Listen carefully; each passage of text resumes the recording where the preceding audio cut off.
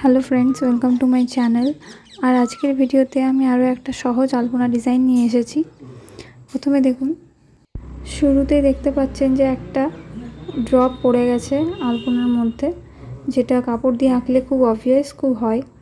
আর এটাকে কি করে ফিক্স করতে হবে সেটা আমি এক্ষুনি বলছি। প্রথমে আপনাকে একটা শুকনো কাপড় নিয়ে নিতে হবে, তারপর ওটাকে এইভাবে মুছে ফেলতে হবে। দেখুন, মুছতে গিয়ে আরও একটা জায়গা খারাপ হয়ে গেছে, তো সেটাকে এরকমভাবে ফিক্স করে দেবো।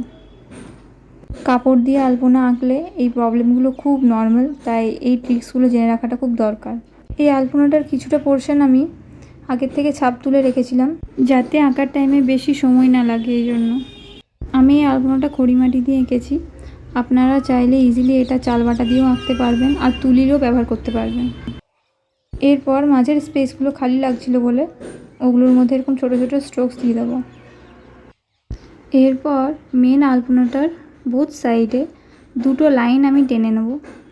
যেমন কি আমি আমার আগের একটা ভিডিওতে বলেছিলাম যে পাতা দিয়ে খুব সুন্দর আলপনা আঁকা যায়, তো আজকে আমি সেটাই করেছি। পাতা দিয়ে আমি আলপনা এঁকেছি। তো এখানে যে পাতাগুলো আমি আঁকছি, দেখুন, বাইরের দিক থেকে ভেতরের দিকে টানবেন না, ভেতরের দিক থেকে বাইরের দিকে টানবেন। কারণ আপনি যখন ভেতরের দিক থেকে বাইরের দিকে টানবেন, তখন ভেতরের দিকটা একটু চওড়া থাকবে আর বাইরের দিকটা পয়েন্টেড থাকবে, যেমন একটা পাতার হয়। তাই এখানে দেখুন, আমি অনেকটা ধরে ধরে আস্তে আস্তে এঁকে এটা দেখিয়েছি যে এটা আঁকবার সময় ভেতর থেকে বাইরের দিকে পাতাটা আঁকতে হবে। এখানে দেখুন, আরও অনেক বেশি ক্লিয়ারলি আপনি দেখতে পাবেন কিভাবে আমি পাতাটা এঁকেছি।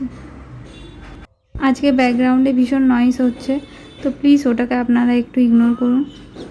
আচ্ছা, আমি এখন যেগুলো আঁকছি সেগুলো হয়তো আপনারা দেখেছেন।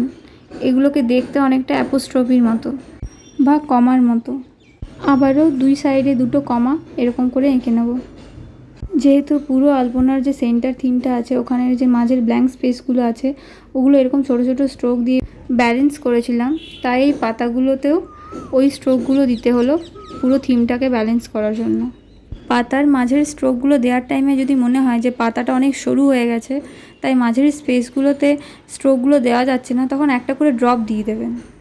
এই আলপনাটার যে সেন্টার পোর্শনটা আছে, যেটা কিনা আপনারা স্ক্রিনে দেখতে পাচ্ছেন, আপনারা চাইলে শুধুমাত্র এই পোর্শনটুকু কোনো ছোট তুলসী মঞ্চ থাকলে সেখানে আঁকতে পারেন। যদি কোথাও ঘট স্থাপন হয় তো সেখানেও এটা আঁকতে পারেন। আপনাদের যদি আমার ভিডিও ভালো লেগেছে, ভিডিওর যে টিপসগুলো যদি হেল্পফুল মনে হয়েছে, আর আপনাদের যদি মনে হয়েছে যে আপনারা এই ভিডিওটা থেকে সত্যিই কিছু শিখতে পেরেছেন, তো প্লিজ আমার চ্যানেলটাকে সাবস্ক্রাইব করে দেবেন আর ভিডিওটাকে লাইক করে দেবেন। আপনাদের সকলকে অসংখ্য ধন্যবাদ।